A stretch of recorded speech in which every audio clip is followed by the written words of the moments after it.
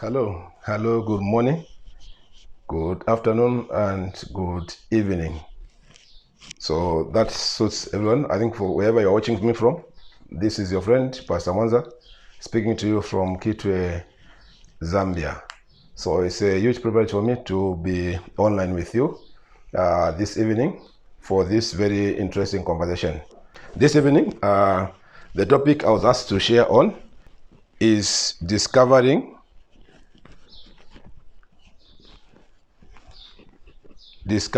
your purpose. I'm very much excited with the word "yo" in that topic, discovering your purpose. So in other words, we are going on a journey of discovery for you to discover your purpose on this earth. Because what you are doing may not be your purpose. There's something specific, something definite that God sent you on the planet for. When God made the first man, we see that in Genesis chapter 1, verse 26. When God made Adam and Eve, he had something in his mind.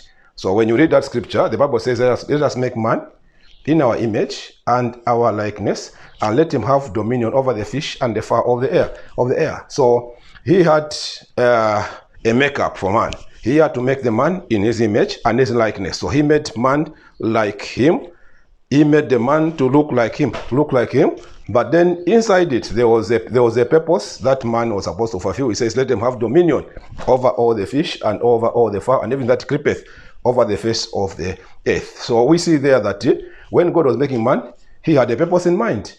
So whatever God created on this planet, be it man, cat or dog, every one of them had a specific purpose to fulfill on this planet. So we have a duty to discover what God had in mind when he was creating us. So concerning this subject, although our key focus is discovering your purpose, but I want to expand it a bit to give you three areas that you have to focus on as a student of life.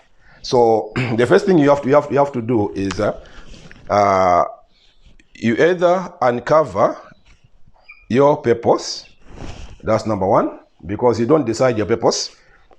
One thing you can do is to uncover your purpose. Number two, you discover your purpose. So I think a majority of us are youth who are pursuing our studies and all the things that we are doing. So these two areas are very valid for the youth, because at your level there, you have a duty to uncover your purpose or to discover your purpose. And the earlier you do it, the better. Then the third thing is you recover. So recovery here means you lost something, or you want to take back what you may have lost. So you can either uncover, discover, or recover your purpose. And all these are the duties that you have as a man, as a woman, and as a child of God. So you must understand this thing. Why uncover? Why discover? Why recover? If you read the Bible in Proverbs 25, verse 2, there's a very interesting subject there. Proverbs 25, verse 2.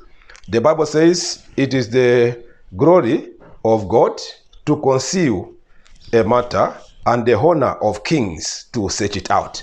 So if you want to become honorable in life, you must be able to search out a matter. And the matter we are looking at here is the matter of purpose.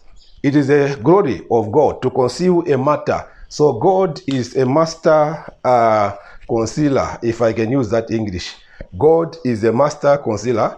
There's a way God hides. If you check the first man, God hid his image. God hid his likeness in the man that he created.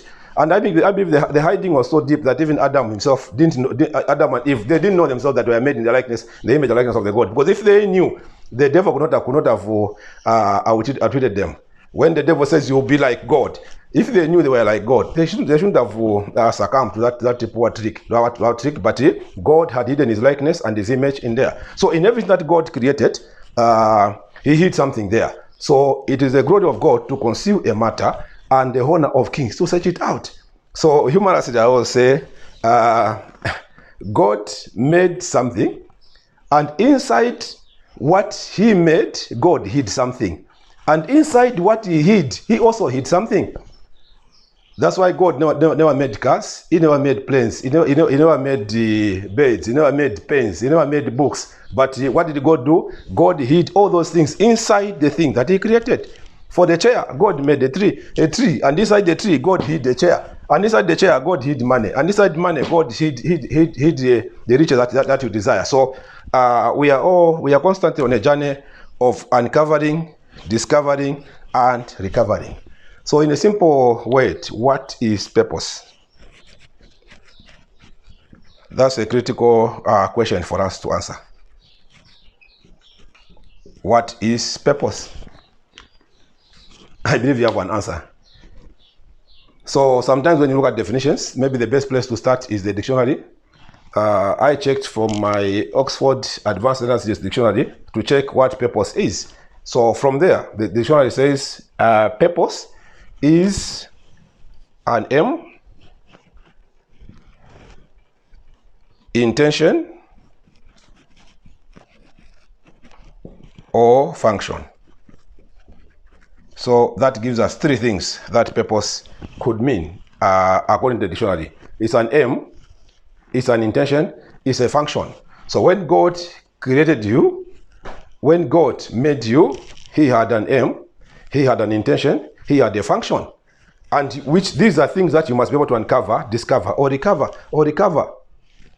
When we go deeper in more prophetic language, we say purpose is the reason for your existence. Purpose is the reason for your existence. If you like it, you can say purpose is the why of your existence. Purpose is the why of your existence. If you like it, again, you can also say purpose is the because or the cause for your existence.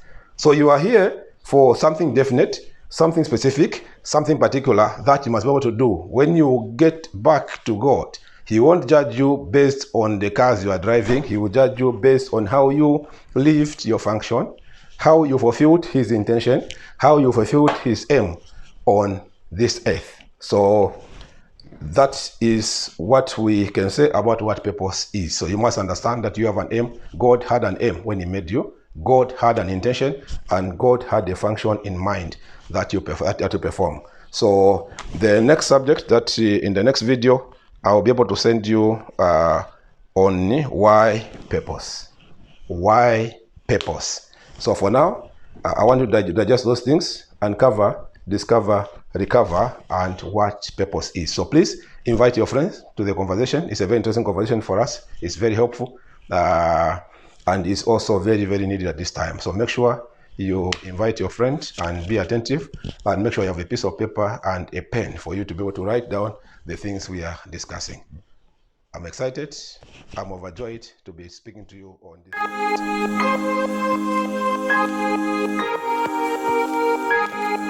this.